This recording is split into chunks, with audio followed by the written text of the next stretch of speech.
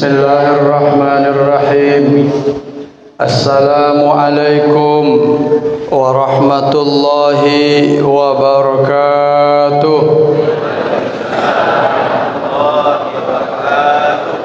Alhamdulillahi rabbil alamin. Wassalatu wassalamu ala asyrafil anbiya'i wal mursalin, imamul muttaqin wat tahirin was salihin. Wa qala Allah ta'ala fi kitabihil karim, a'udzu billahi minasy syaithanir rajim. Bismillahirrahmanirrahim. Inna Allah astafa Adama wa Nuha wa ala Ibrahim wa ala Imran 'alal alamin. Sadaqallahul azim.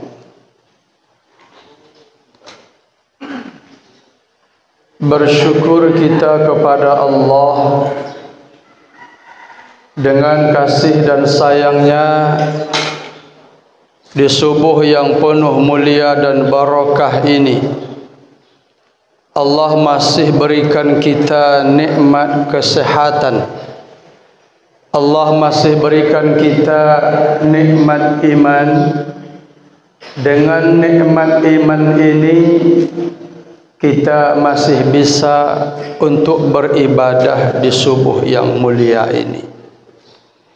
Kalau kita pikir-pikir Bapak Ibu sekalian, subuh iko agak sojuk. Kalau sojuk iko awak kuturikan selimut yang akan kita tarik, dan paling lama adalah melanjutkan tidur kita. Tetapi Allah pilih kita, Allah sayang dengan kita. Mudah-mudahan ibadah subuh kita ini diterima oleh Allah Subhanahu wa taala. Amin ya rabbal alamin. Salawat dan salam kita sampaikan pula buat Nabi Allah Muhammad sallallahu alaihi wasallam. Allahumma salli ala sayyidina Muhammad wa ala ali sayyidina Muhammad. Mudah-mudahan di akhirat kelak nanti kita bisa bertemu dengan beliau, dan beliau berkenan memberikan syafaatnya kepada kita dan menuntun kita menuju syurga yang telah Allah janjikan. Amin ya rabbal alamin.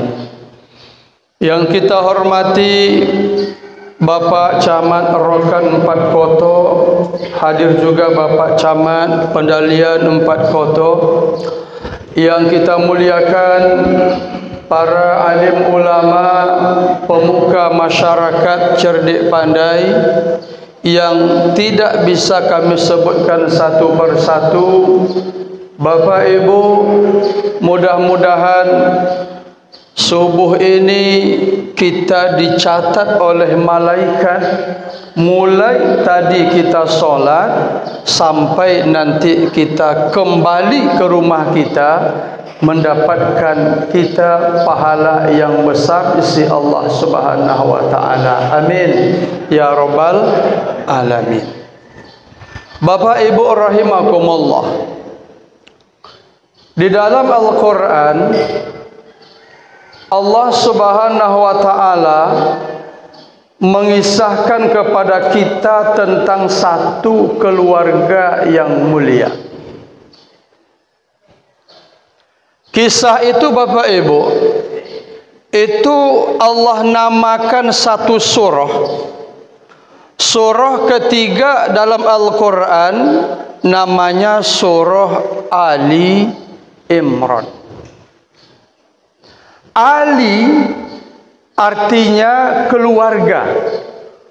Imran adalah seorang hamba Allah yang soleh, yang tinggal di Palestina, dan ia menjadi salah seorang imam di Masjid Baitul Maqdis. Ibu bapak, Allah menyebut keluarga ini dalam surah Ali Imran ini, tepatnya ayat 33. A'udzu billahi minasyaitonir rajim. Innallaha astafa Adama. Sesungguhnya Allah telah memilih Adam, wa Nuha, dan juga memilih Nuh, wa ala Ibrahim. Beda dia, Pak. Dan Allah memilih keluarga Ibrahim. Ketika Adam enggak disebut keluarga. Ketika Nuh enggak disebut keluarga. Sebab Nuh istrinya durhaka, anaknya durhaka. Tetapi ketika Allah menyebut Ibrahim, Allah menyebutnya wa ala Ibrahim, dan keluarga Ibrahim. Dan yang keempat, Bapak Ibu, Allah sebut apa? Wa ala Imrana, dan keluarga Imran. Alal alamin, dilebihkan daripada seluruh atau semesta alam ini. Ibu bapak rahimakumullah, kita bertanya, Ustaz, siapa itu keluarga Imran?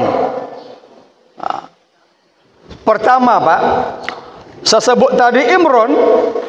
Imran ini seorang hamba Allah. Dia bukan nabi, dia bukan rasul, tetapi dia orang yang soleh, orang yang taat. Lalu Imran ini, dia punya seorang istri, istrinya namanya Hanna. Hanna, ibu bapak, punya anak. Imran punya istri namanya Hanna. Pernikahan mereka ini lahir seorang anak namanya Maryam. Maryam, kudrah Allah Subhanahu wa taala, lahir dari rahimnya yang suci, yaitu Nabi Isa alaihi salam. Ibu bapak, Imran punya suami istri namanya Hanna. Hanna nama anak namanya Maryam. Maryam punya anak namanya Isa. Itu satu keluarga. Bapak Ibu, yang kedua, masih Imran, ada seorang nabi namanya Zakaria. Ini masih di Palestina.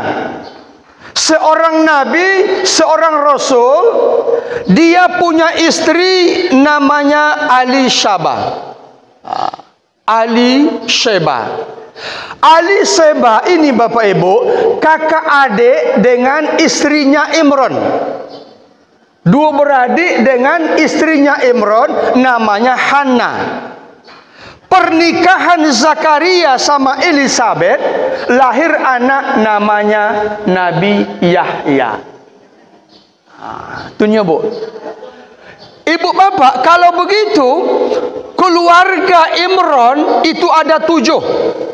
Yang pertama Imran, yang kedua Hanna istrinya, yang ketiga anaknya Maryam, yang keempat anak Maryam namanya Isa. Yang kelima ada namanya Zakaria, istrinya Elishaba, kemudian lahir anak namanya Yahya. Berapa orang, Bu? 7. Ibu bapak, maka keluarga Imran ada sebanyak 7 orang. Ibu, berapa orang wak bahas subuh kau? 7? Kalau kau 7-nya, Bu, insyaAllah bekoh sampai malam. Tolok, Bu. Tolok, Bu. Aku nak tolok, Bu dah. Ibu bapak rahimakumullah. Maka bapak ibu sekalian, saya pilih satu saja, Bu. Karena ibu-ibu ni ramai saya tengok, ya. Saya pilih satu saja. Di antara 7 keluarga yang mulia ini, yang Allah abadikan dalam Al-Quran ini, saya pilih satu, Bu, yaitu Maryam. Maryam, Pak. Kenapa Ustaz? Kenapa kita pilih Maryam subuh ni Bapak Ibu sekalian? Ibu Bapak, Maryam ini dia punya kemuliaan yang luar biasa. Apa mulianya? Pertama Bu, ini Quran kalau ibu baca sampai nanti tamat, itu ada Allah beri nama-nama surah dalam Al-Quran.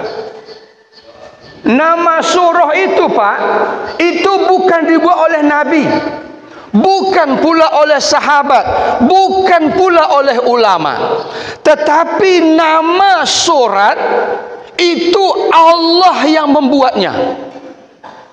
Jadi Bu, kalau Ibu buka Quran, surah Al-Fatihah, surah Al-Baqarah, Ali Imran, An-Nisa, Al-Maidah, Al-A'raf, At-Taubah, terus sebanyak 114 surat itu yang menamai surat itu Allah. Dan Ibu Bapak, salah satu nama surah itu Allah menamakan dengan surat Maryam, surah ke-19.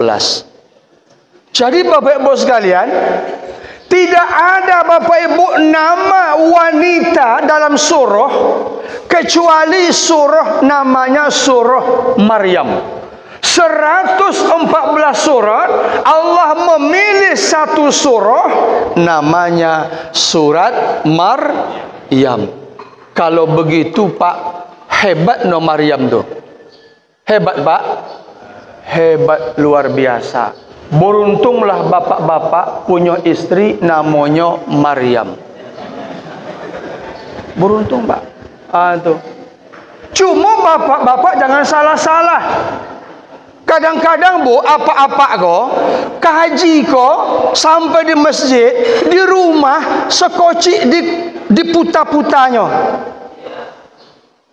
Apa sama istrinya? Oi, sapu ceramah subuh tadi? Ustaz Zul. Memang lomak ceramah Ustaz tu. Apa judulnya? Maryam. Sobi Ustaz tu beruntung. Kalau kami yang laki-laki kau dapat istri namanya Maryam. Jadi kata ibu, yang salah Pak, beko bapak nak menukar pula, nak mencari nama Maryam pula. Bapak Ibu, saya hanya ingin sampaikan Bapak sekalian, betapa mulianya ini Maryam, seorang wanita yang solehah, seorang wanita yang suci. Allah abadikan namanya satu di antara 114 surah dalam Al-Quran. Ini pertama Pak. Yang kedua, kita lihat lagi Pak sekalian. Ada ulama menyebutkan kalau tadi surat 114 surat, ini Al-Quran dari Al-Fatihah sampai An-Nas, ada ulama yang menghitungnya, jumlah ayatnya mayoritas menyebutkan 6.666 ayat. Sebanyak itu Bu, jumlah ayat dalam Al-Quran, Allah tidak ada menyebut satu nama wanita pun dalam Al-Quran kecuali hanya satu nama, yaitu Maryam. Tuh Pak, sejak dulu Bu, sejak Nabi Adam dulu sampai Quran ini turun Bapak-Ibu sekalian, tidak ada nama wanita yang hebat. Yang hebat banyak, tapi Bapak Ibu tidak ada tercantum namanya dalam Al-Quran kecuali Maryam. Dan Maryam Bapak Ibu bukan sedikit, Allah sebut di Quran itu sebanyak 34 kali. Ada yang nanya, Pak Ustaz, iyo kok Pak Ustaz? Tuh. Betulkah hanya Maryam saja Allah sebutkan dalam Quran? Kadang-kadang Ustaz kau entah iyo entah indo katanya kan? Tuh. Bapak Ibu, dulu TV, beda Pak ya. Dulu radio, kini TV. Dulu cerita, kini bukti. Awak buktikan Pak. Wanita hebat pertama Bapak Ibu di muka bumi ini adalah istri Nabi Adam. Kok hebat Pak Ustaz? Bu bayangkan, ini wanita hebat Bu. Allah lahirkan, Allah ciptakan dari diri Nabi Adam. Dan Allah ciptakan tak tanggung-tanggung Pak. Allah ciptakan, Allah tempatkan di mana? Di surga. Jadi Allah ciptakan, Allah letakkan di surga. Makanya dia menjadi wanita hebat, wanita terhormat. Tetapi Bapak-Ibu sekalian, walaupun dia wanita hebat, diciptakan dari Nabi Adam, diletakkan pertama di surga, Ibu Bapak, namanya tidak disebut dalam Al-Quran. Contoh Pak, buktikan, iya atau tidak? Bismillahirrahmanirrahim. Wa qulna ya adamuskun anta wa zaujukal jannah. Kami berfirman, wahai Adam, kata Allah, tinggallah kamu di surga beserta istrimu. Pertanyaannya Pak, apakah disebut nama istri Adam? Tidak. Bu, siapa nama istri Nabi Adam? Siapa Pak? Siti Hawa. Dari mana kita tahu nama Siti Hawa? Dari hadis Rasulullah sallallahu alaihi wasallam. Dia hebat Bu, tapi enggak Allah sebut nama dalam Al-Quran. Ibu Bapak, yang kedua, ada wanita hebat. Ya, siapa itu? Yaitu ibu Nabi Musa. Apa hebatnya Ustaz?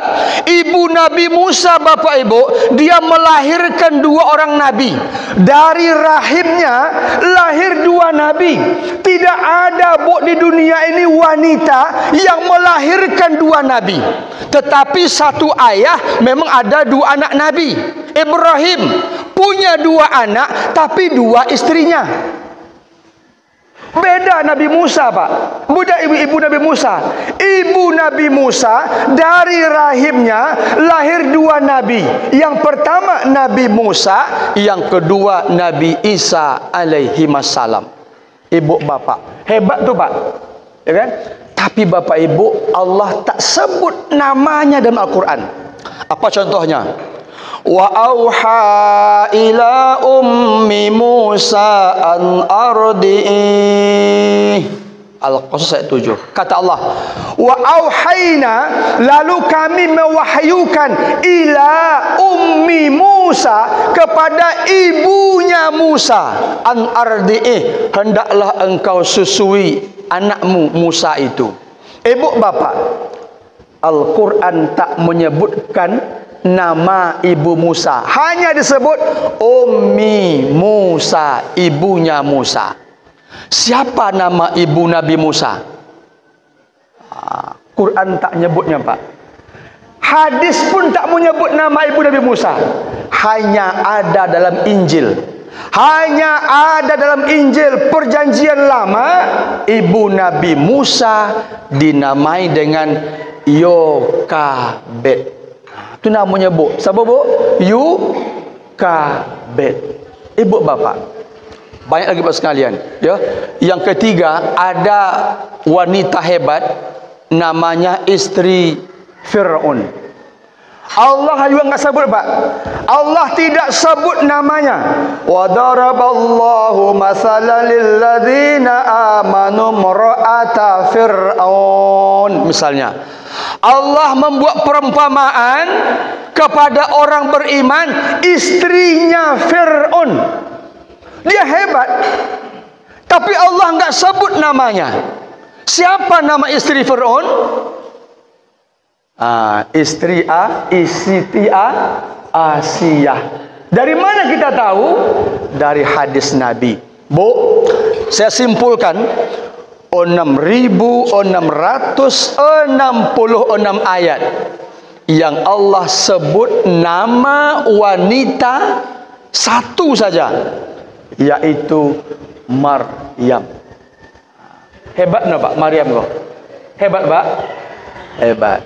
Cuma sayang Bu, zaman kini kok sekocik uang yang namanya Maryam.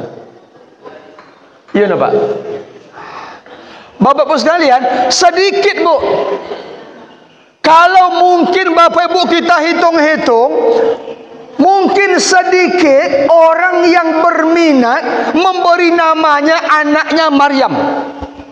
Aku Bapak-Ibu sekalian, setiap ada kawan, sahabat, ada keluarga yang ingin memberikan minta nama anak, ku tanya tuh Pak, misal ada keponakan, ada cucu, ada kawan, tanyanya, Pak Ustaz, anakku baru lahir Pak Ustaz, siapa elok namanya? Ku tanya, ini yang lahir apa? Laki-laki atau ibu-ibu perempuan? Wanita Ustaz. Pertama Bu, setiap anaknya yang tino itu aku tawarkan. Bu, aku tawarkan pertama anak ibu namanya Maryam. Untuk ibu tu Pak. Tak ada lagi kisah. Saya tanya, Pak, berapa nama anak apa yang kuduku Maryam? Maryam kau Pak nama surah. Namanya banyak Allah sebut Al-Quran. Berapa ke nama anak Pak Maryam? No Pak. Menolak Pak. Katanya Pak, ku tanya sekali Pak, apa tu omak ino mau muagih nama anak namanya Maryam? Maryam tu artinya taat, mulia, tunduk, patuh, wanita hebat. Pak katanya, di kampung kami Pak, kalau Maryam itu Pak, diimau duonya. Apa betul? Kalau ino imar, iam. Itulah Pak. Memang awak kau Pak, selalu, apa namanya Pak? Selalu nama itu awak potong-potong. Ya kan? Namanya Maryam. Cuma orang kampung muimaunya ino imar iam. Adik menonga itulah inonya mau bagi anaknya Maryam do. Itu Bapak Ibu, bukan hanya ibu-ibu, banyak juga anak kita laki-laki sama juga. Di kampung aku Bu, di Kota Tongah Kepenuhan, namanya elok, namanya Basri. Hebat tu Pak. Basri itu artinya melihat, pandai melihat, pandai menatap. Cuma orang kampung Bapak Ibu tidak memanggilnya Basri. Siapa dia mau Pak?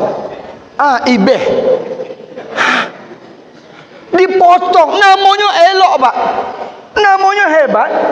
Cuma wak potong. Bapak Ibu, saya punya sahabat Bu, dia baik orangnya. Dia tukang suntik, orangnya ikhlas, suka membantu Pak. Namanya Muhammad Yasin. Hebat tuh Pak, Muhammad Yasin. Cuma orang kampung Pak, tidak memanggil Muhammad Yasin, tapi siapa? Acin. Kan jauh itu Pak. Aduh.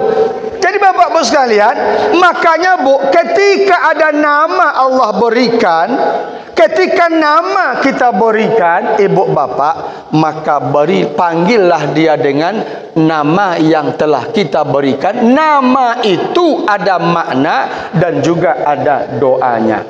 Bapak Ibu rahimakumullah, maka ini Maryam. Kalau bapak besok punya cucu, punya keponakan dan lain sebagainya, kasihlah nama anak kita Maryam. Oh, kalau kurang mantap, tambah ujungnya. Tambah ujungnya itu juga bagus. Bapak Ibu rahimakumullah.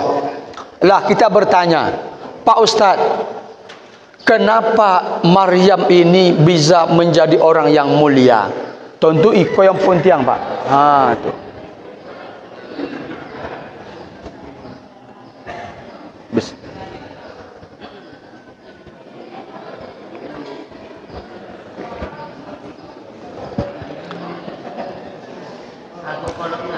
Dongah Bu ya.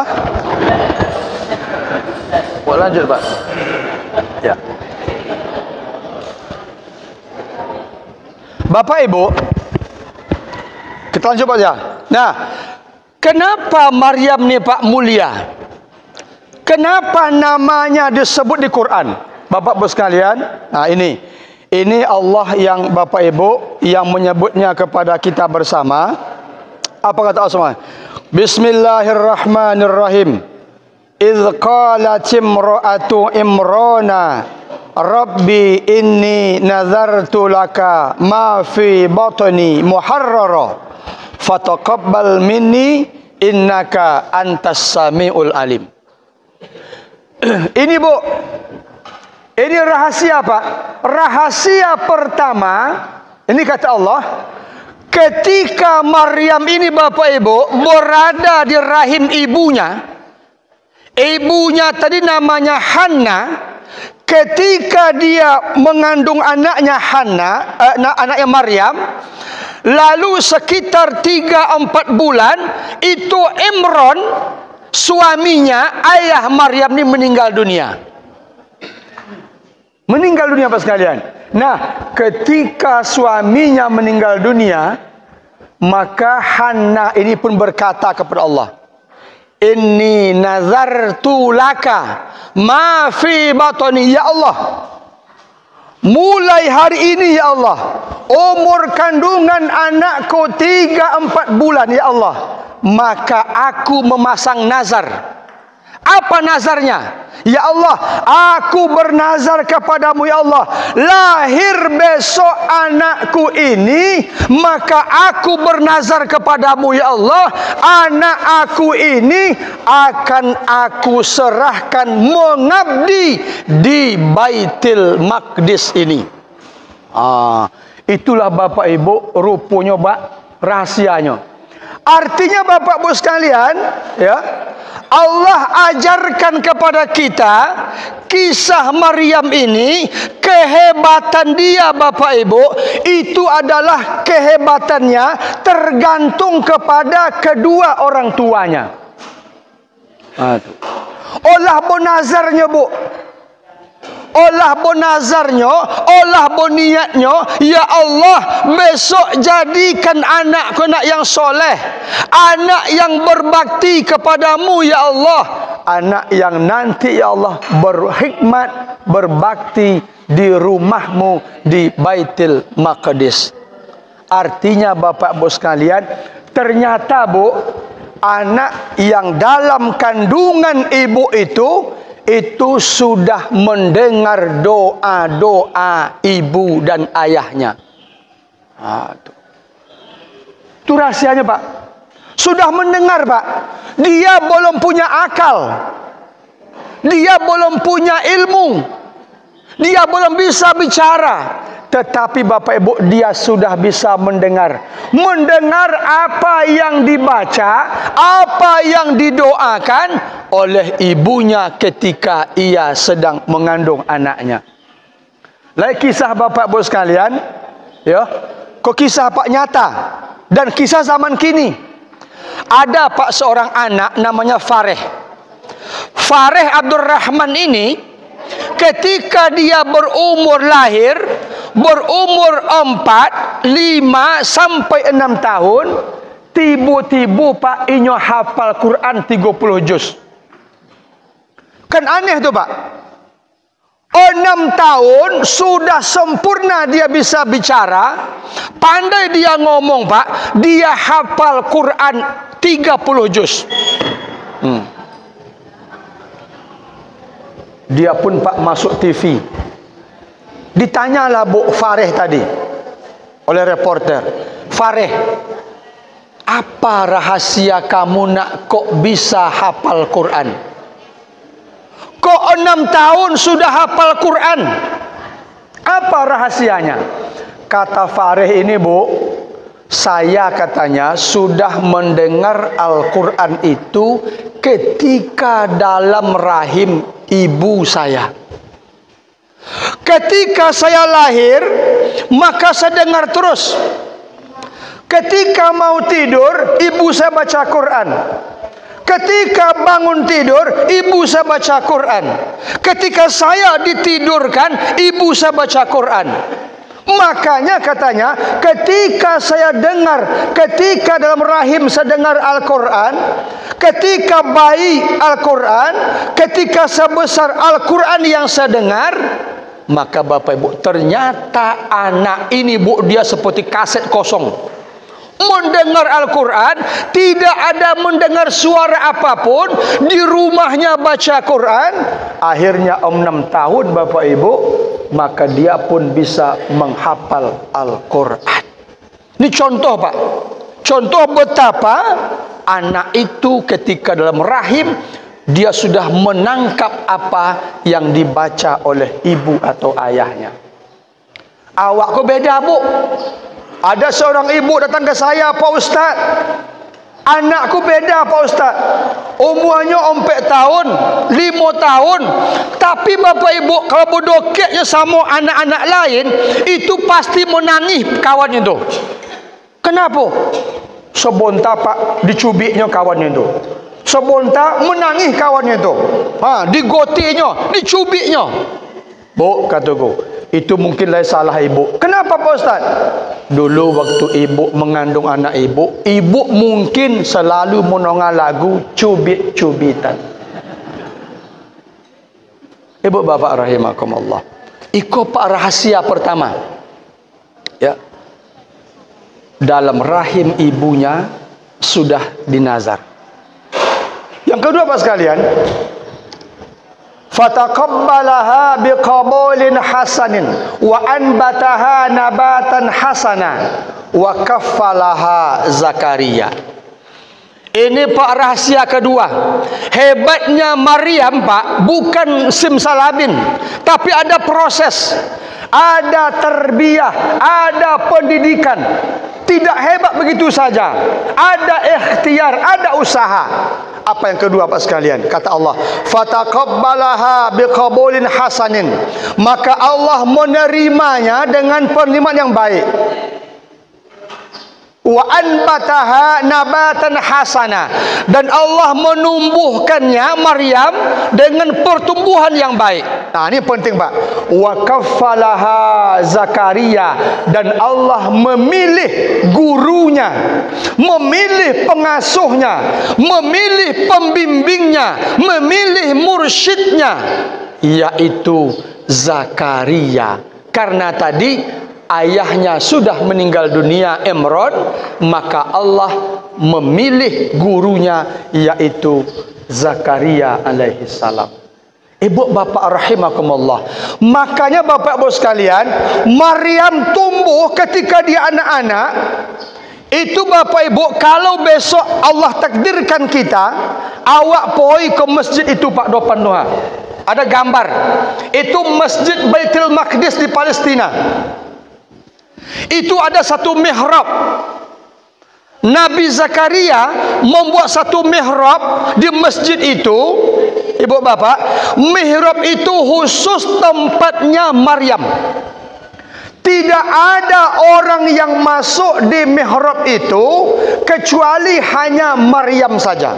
Dan itu Pak, kata teman-teman yang sudah berangkat ke sana, itu mihrab Maryam itu masih ada.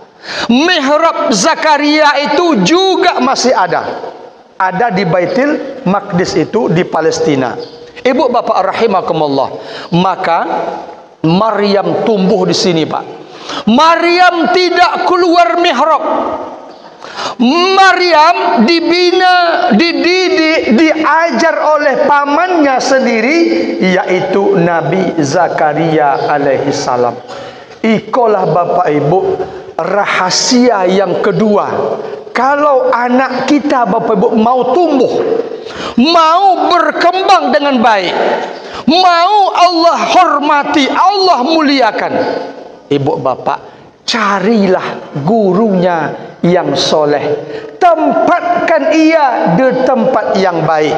Oh Pak Ustaz, zaman kini kan Pak enok lai, Nabi leh tidak ada, Nabi tidak ada, sahabat tidak ada. Ibu bapak, satu-satunya tempat sekarang bapak ibu yang mungkin mendekati seperti Maryam ini, mendekati Pak, seperti Zakaria ini, ibu bapak, Mungkin yang ideal Pak adalah pondok pesantren. Ini yang ideal Pak. Bapak Ibu, ini mungkin yang ideal, yang mendekati, yang di situ ada ustaz, yang di situ ia tidak terpengaruh oleh lingkungan. Satu-satunya mungkin Pak sekarang ini lembaga pendidikan yang cocok mungkin pondok pesantren lah, yang mungkin yang mendekati. Bapak Ibu rahimakumullah. Maka Bu, ketika ada niat, ketika ada usaha di kampung kita ini Pak, nih saya sampai ini Pak, ya, saya sampai ini Pak sekalian, bahwa di kecamatan Rokan kita ini Pak, dulu ada pesantren. Tapi sekarang Bapak Ibu tak ada lagi. Roh kampung itu Pak sekolah agama. Roh kampung Pak. Kalau masjid kok maaf Pak, masjid itu Bapak Ibu sekalian, roh agama juga. Cuma masjid ke Bapak Ibu sebontar wak di sikonyo. Habis wak solat, awak pun balik. Itu sebontarnya Pak. Habis mereka wak pengajian, wak balik. Ibu bapak, lalu Bapak Ibu pengajian di masjid itu pun terbatas. Apa terbatasnya Pak Ustaz?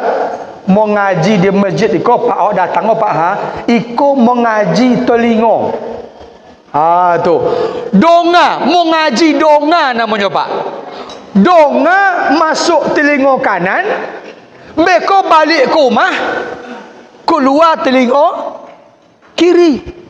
Biasa tu Pak. Sebab awak kau lah tua-tua. Biasa tu Paknya. Ya kan? Lah tua-tua awak kau Pak. Ya kan? Tu. Lah tok-tok. Apa tok-tok tu Pak Ustaz? T tu tua-tua. O tu ompong-ompong. P tu peot-peot. Biasa tu Pak. Wak donga kaji ko oh mantap. Wak donga apa namanya doanya mantap. Cuma Bapak Ibu beko sampai ke rumah lupa wak balik. Maka masjid iko Pak, iko mengaji ko modal telinga. Tapi alhamdulillah berpahala tu Pak.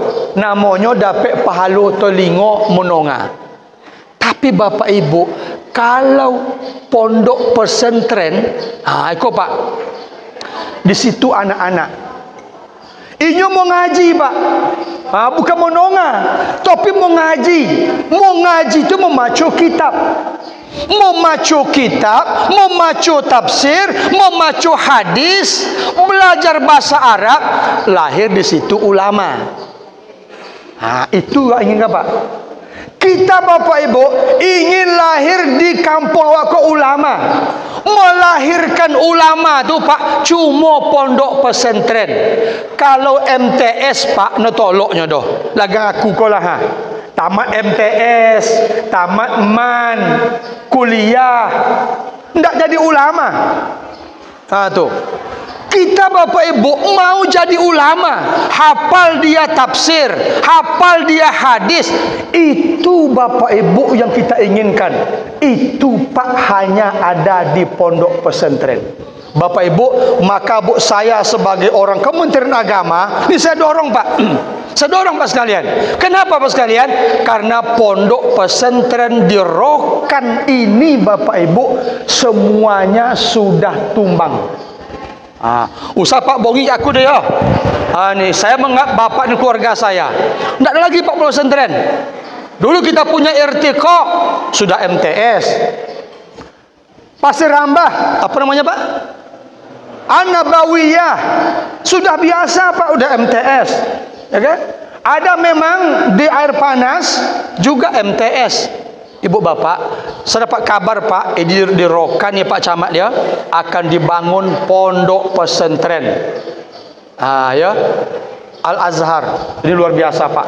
Ikolah Pak awak dukung Pak. Ikolah bu awak dukung. Bok lai besok pondok pesantren muncul lagi di kampung kita ini. Ini kita dukung Bapak Ibu sekalian untuk apa? Lahir besok anak cucu kita jadi ulama di kampung kita ini. Bu, kita khawatir Pak. Aku sampai bapak sekalian lagi kisah nyata Pak. Ini kisah nyata bapak sekalian, terjadi sekitar 20 tahun yang lalu di Pekanbaru, di Kulim, di Pebatuan. Kalau bapak ibu ke Kulim, di Pebatuan bapak sekalian, ada satu keluarga Pak. Bapak iko inyo punya anak 3 orang. Ayo, 3 orang Pak sekalian.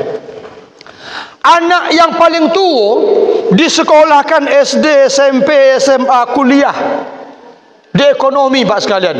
Lalu anak itu pun menjadilah ahli ekonomi, SA.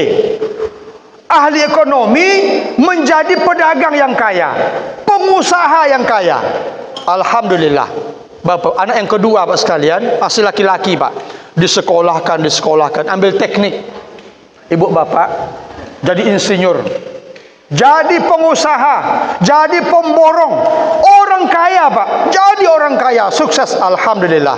Ayahnya senang. Anak ketiga Pak, anak paling bungsu, disekolahkan ke Jawa, ke pondok pesantren. Harapan ayahnya, sudahlah, abangnya orang kaya, dua-duanya sukses. Anak yang ketiga Bu, di sekolah di pondok pesantren, dikirim ke Jawa. Singkat cerita Pak, ayahnya pun meninggal dunia. Ayahnya bapak meninggal dunia. Waktu dulu Pak, di Pebatuan itu, di Kulim itu, orang belum ada, orang belum ramai.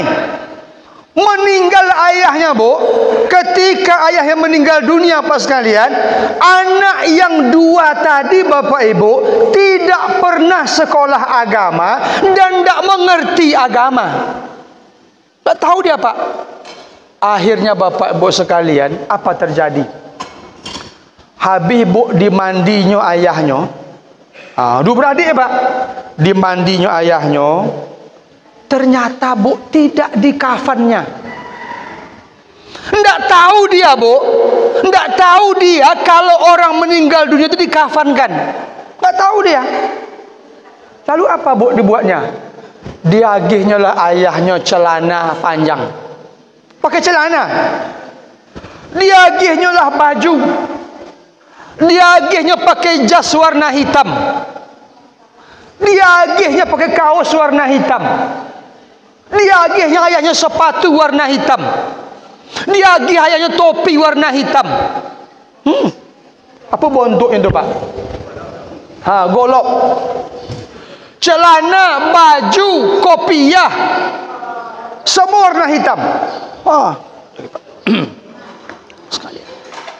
Lalu Pak, olah diagih baju, bercakaplah 2 beradik kau. Apa kata yang tua? Apa kata yang tua? Dek katanya, aku ponah ke mononga. Kau Pak ponah mononga. Apa dek? Apa bang? Besok ayah awakku kalau masuknya di alam kubur ditanya oleh malaikat,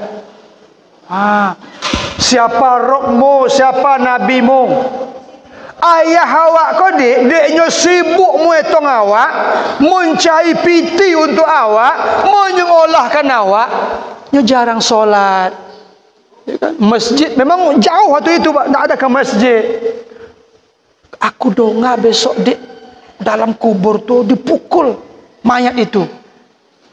Ibu bapak, lalu apa kata adiknya kau? Adiknya kau Bu, pemborong besar, tukang besar. Udah payah tuh dah bang. Apa udah payahnya? Aku kan tukang, aku kok hebat, aku punya alat. Apa tuh? Kok kapak. Kapak untuk apa? Awak letakkan kapak di pinggang ayah awak kau. Letaknya pak kapak. Sebutnya ya. Kalau besok datang malaikat tu memukul ayah, tangkis. Betunya Pak. Doa ayah itu. Letaklah kapak.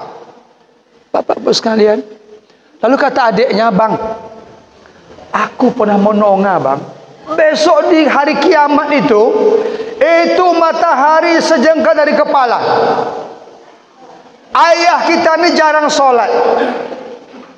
Panas. Kata abangnya, itu gampang tu nyo. Aku kan kayo. Jadi awak agih aku duit. Diletaklah uang di saku ayahnya 1 juta. 1 juta. Kata anaknya, ya, ini kami titip dalam kantong ayah uang 1 juta. Besok kalau haus di hari kiamat tu beli es. Betul Pak. Sonang hati ayahnya Pak. Dikasih duang. Bapak sekalian, singkat cerita Pak, digali kubur, ini ayahnya dikuburkan Pak, pakai baju, pakai kapak, duit 1 juta. Ibu bapak, setelah itu kejadian, adiknya pun diberitahu, yang bungsu pulang, balik ke kampung. Sudah 3 hari Pak sekalian dalam kubur.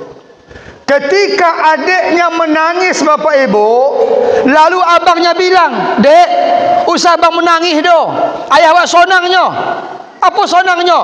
"Inyo kami agih potong pakai baju jas."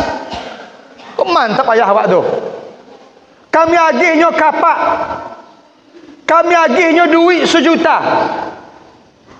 Menongak itu bu, anak yang tahu agama semakin menangis. Ya Allah bang, sampai hati abang menggitukan ayah kita. Bapak bu sekalian, singkat cerita bu, digalilah kubur ni bu. Digali kubur bu sekalian. Apa terjadi Pak? Ini kisah nyata Pak. Ya.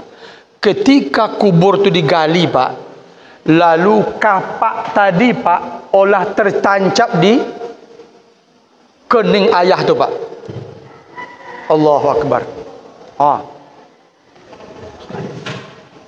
Uang tadi Pak, itu pun telah tertancap di tubuh ayahnya ini macam sisik-sisik ikan. Menangislah ini anak yang tahu agama, anak yang sekolah di pesantren, menangis dia.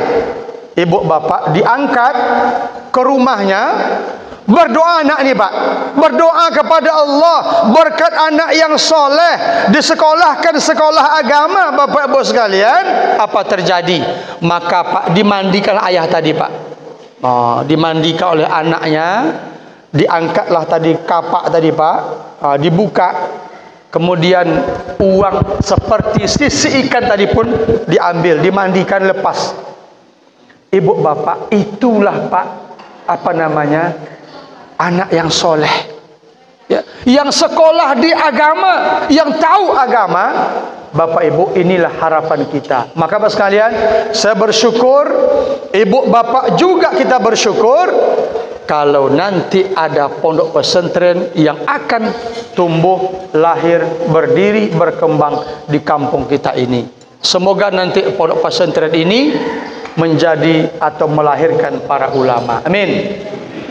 Terakhir Bapak Ibu sekalian, apa yang kita ambil pelajaran?